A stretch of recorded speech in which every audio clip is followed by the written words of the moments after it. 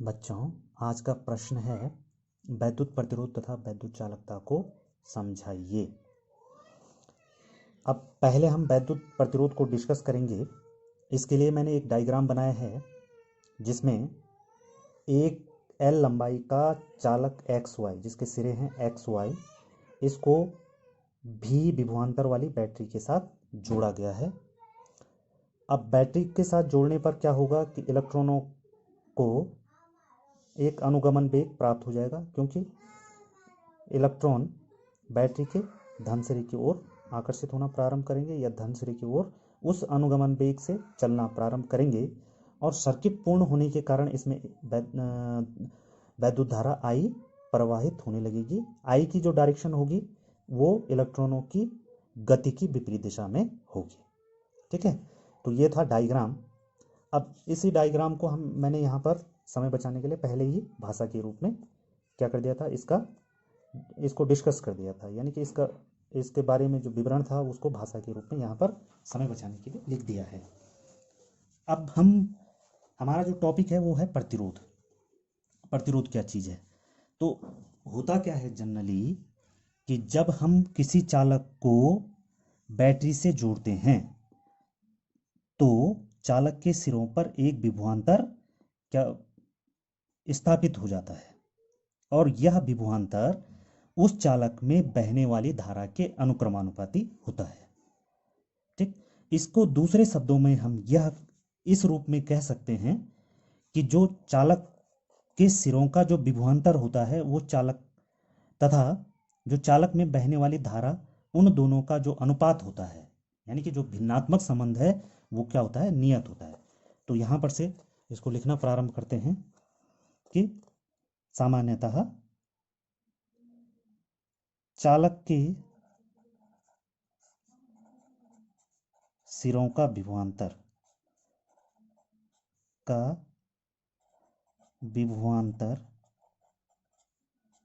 तथा चालक में बहने वाली धारा का अनुपात चालक में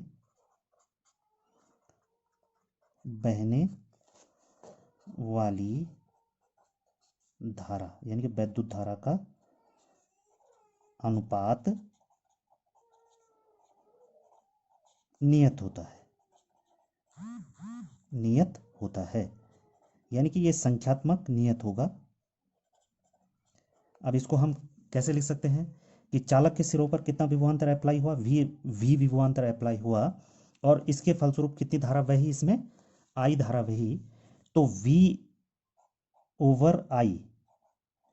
अब इन दोनों का संख्यात्मक संबंध हो गया, यानी कि V को हम किससे, आई से क्या कर रहे हैं, एक हिसाब से भाग दे रहे हैं, तो इसका मान भी क्या होगा, संख्यात्मक होगा।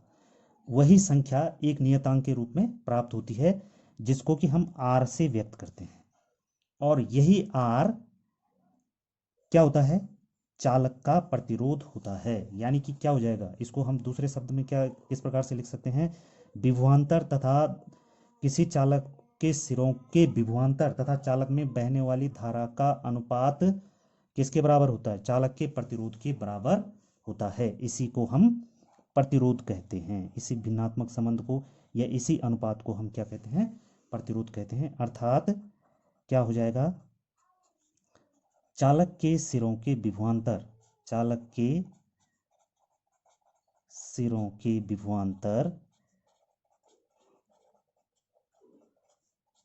तथा चालक में बहने वाली वैद्युत धारा के अनुपात को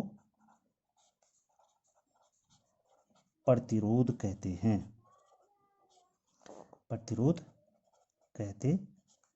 हैं। इसे R से व्यक्त करते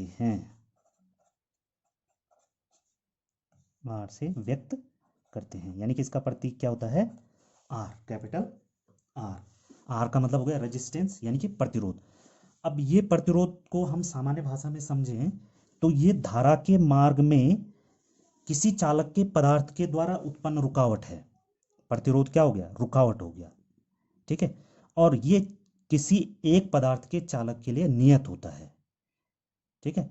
और ये नियत किसके बराबर है, विभवांतर तथा उसमें बहने वाली धारा के अनुपात के बराबर है, ठीक है। तो ये हो गया प्रतिरोध। प्रतिरोध क्या हुआ, धारा के मार्ग में रुकावट और किसके बराबर हो गई, विभवांतर तथा चालक में बहने वाली धारा के अनुपात के बराबर हो गई। ये हो गया प्रतिरोध। अब दूसरा क्या है, प्रतिरोध का मात्रक। प्रतिरोध का मात्रक क्या होता है, क्या होगा, प्रतिरोध का मात्रक ये बराबर हो जाएगा V, यानी कि विभवांतर या वोल्टता का मात्रक बटे वैद्युत धारा का मात्रक ये बराबर हो जाएगा वोल्ट, यानी कि वोल्ट बटा एम्पियर। और एक वोल्ट प्रति एम्पियर को हम लिखते हैं 1 ओम। क्या लिखते हैं, 1 ओम, क्योंकि इसकी व्याख्या या इसके जो संबंध स्थापित किया था वो ओम नामक वैज्ञानिक ने किया था, इसीलिए इसके मात्रक का नाम उन्हीं के नाम पर ओम पड़ा। और इसको एक सिंबल दिया गया है, 1 ओम को हम इस प्रकार से लिखते हैं 1 ओम। ये इसका क्या हो गया, सिंबल हो गया, यानी कि इसके मात्रक का प्रतीक हो गया, प्रतिरोध के मात्रक का प्रतीक क्या हो गया, ओम। ये सिंबल रोमन लेटर में, ओके। अब नेक्स्ट स्टेप में क्या करेंगे, प्रतिरोध का विमीय सूत्र। प्रतिरोध का विमीय सूत्र ये बहुत इंपॉर्टेंट है, कई बार एक एक नंबर का पूछा जाता है। प्रतिरोध का विमीय सूत्र। विमीय सूत्र क्या कैसे ज्ञात करते हैं, पहले हम किसी व्युत्पन्न राशि को मूल राशि के पदों में व्यक्त करते हैं, यानी कि फिर उसको मूल मात्रक के पदों में व्यक्त करेंगे और उनके प्रतीकों में व्यक्त करना ही विमीय सूत्र कहलाएगा। जैसे कि यहाँ पर क्या हो जाएगा, V का मात्रक क्या हो गया, वोल्ट बटा एम्पियर। और वोल्ट को हम क्या लिख सकते हैं, वोल्ट यहाँ पर हम अलग से समझ सकते हैं इसको। देखो ये इस प्रकार से आ जाएगा, विमीय सूत्र कैसे ज्ञात करेंगे, देखो प्रतिरोध का विमीय सूत्र यानी कि R का विमीय सूत्र बराबर क्या हो जाएगा, V का यानी कि वोल्टता का विमीय सूत्र बटे I का विमीय सूत्र। अब इसको एक क्रम में ज्ञात करेंगे। V का विमीय सूत्र, V जो है व्युत्पन्न राशि हो गई, V को हम पहले जो वोल्ट जो क्या है विभव है या अथवा विभवांतर है उसके मूल सूत्र में व्यक्त करेंगे।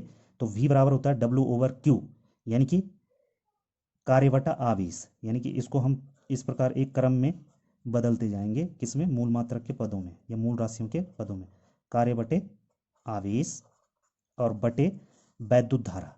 धारा स्वयं में क्या हो गई, मूल राशि हो गई। अगला स्टेप में क्या हो जाएगा, कार्य का विमीय सूत्र हमें ध्यान है, ये याद रहता है मोस्टली, तो ये आ जाएगा mL²T-2।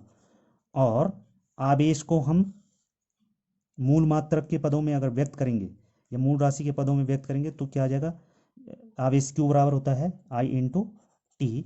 तो I जो है मूल राशि, T जो है समय, मूल राशि, I का मात्रक एम्पियर और T का मात्रक क्या हो गया, I का सिंबल जो विमीय सूत्र हो गया वो A हो गया और T का क्या हो गया, कैपिटल T हो गया। और इसके बटे आ गया I का यानी कि A। अब जो है ये भिन्न के भिन्न में आ गया, तो ये आ जाएगा mL²T-2 बटे ये बीच वाले के साथ आ जाएगा A²T। इस प्रकार से ये आ जाएगा, यानी कि कितना आया ये mL²T-2 बटे A²T। ठीक है। अब घातांक के नियम से mL²T-2 ये ऊपर जाने पर इसकी घातें क्या हो जाएंगे, माइनस में हो जाएंगे, विपरीत हो जाएंगे, T-1, यानी कि mL²T-3 A-2। ये जो है इसका विमीय सूत्र हो जाएगा। ये हो गया प्रतिरोध। ये प्रतिरोध के बारे में पूरा डिस्कस हो गया कि प्रतिरोध क्या होता है। सामान्य भाषा में ये समझ सकते हैं कि चालक के पदार्थ द्वारा धारा के मार्ग में उत्पन्न रुकावट, और किसके बराबर होता है, इस चालक के सिरों पर जितना विभवांतर अप्लाई करेंगे, यानी कि V विभवांतर, और इसमें जब कितनी धारा बह रही है, I धारा बह रही है, तो इन दोनों के अनुपात के बराबर होगा। विभवांतर क्या होगा, प्रतिरोध क्या होगा, धारा विभवांतर और धारा के अनुपात के बराबर होगा। अब है वैद्युत चालकता। वैद्युत चालकता, अब इसमें परिभाषा से ही समझ सकते हैं कि वैद्युत चालकता क्या क्या होती है। वैद्युत प्रतिरोध के व्युत्क्रम को, वैद्युत प्रतिरोध के व्युत्क्रम को, व्युत्क्रम का मतलब उल्टा, व्युत्क्रम को वैद्युत चालकता कहते हैं। यानी कि वैद्युत चालकता बराबर हो जाएगा 1/, प्रतिरोध। ये हो गया व्युत्क्रम। किसी चालक की वैद्युत चालकता हो गई, यानी कि 1/r। ठीक है। अब इसका जो मात्रक होता है वो होता है, ओम का उल्टा मोह भी लिख सकते हैं और ओम इनवर्स भी लिख सकते हैं। मात्रक क्या होगा, वैद्युत चालकता का मात्रक या तो क्या लिख, किन्हीं बुक्स में हो जाएगा MHO मोह, या क्या हो जाएगा दूसरा ओम इनवर्स, और एक मात्रक और होता है इसका साइमन, इसको S से व्यक्त करते हैं। एक मात्रक क्या हो गया, साइमन, इसको S से व्यक्त करते हैं। और इसका विमीय सूत्र क्या हो जाएगा, जो प्रतिरोध का विमीय सूत्र हो है उसका क्या ले लेंगे, इनवर्स ले लेंगे, यानी कि उसका व्युत्क्रम ले लेंगे। तो वैद्युत चालकता का, वैद्युत चालकता का विमीय सूत्र ये क्या हो जाएगा, 1/r का विमीय सूत्र, विमीय सूत्र, यानी कि 1/m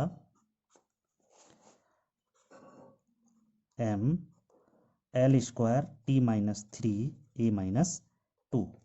अब इनका घातांक के सिद्धांत से अगर इनका क्या इन्वर्स ले लिया जाएगा, या नीचे की घातें ऊपर जाएंगे तो ये क्या हो जाएंगे, विपरीत साइन में कन्वर्ट हो जाएंगे। तो m की घात -1, L की घात -2, T की घात 3 और A की घात 2, ये जो है वैद्युत चालकता का विमीय सूत्र हो जाएगा। क्लियर हो गया। तो ये है वैद्युत प्रतिरोध, दूसरा है वैद्युत चालकता। अब वैद्युत प्रतिरोध को हम ओम के नियम से भी समझ सकते हैं। इसको नेक्स्ट जो क्लास होगी उसमें डिस्कस करेंगे। ओम का नियम क्या है कि यदि किसी चालक की भौतिक अवस्थाएं अपरिवर्तित रहें, भौतिक अवस्थाओं में क्या क्या आता है, ताप आता है, दाब आता है और सांद्रता। सांद्रता का मतलब यहाँ पर, सांद्रता का मतलब प्रति एकांक आयतन में मुक्त इलेक्ट्रॉनों के घनत्व से मतलब हो गया।